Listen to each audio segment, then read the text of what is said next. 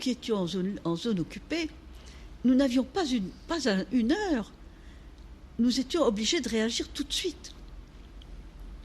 Il y avait tout de suite une nécessité qui a été, par exemple, dans la zone, dans certains chemins, celle de cacher des armes.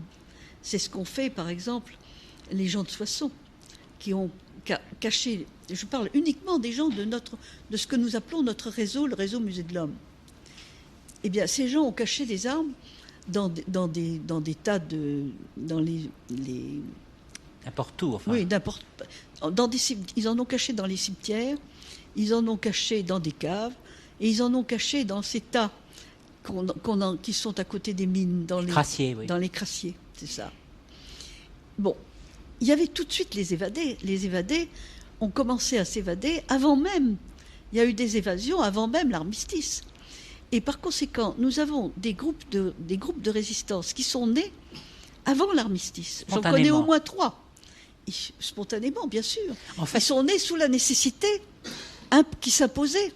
Et cette nécessité, il y avait des évadés, il fallait donc les cacher. Il fallait les nourrir, il fallait leur faire des faux papiers, il fallait leur donner des vêtements civils.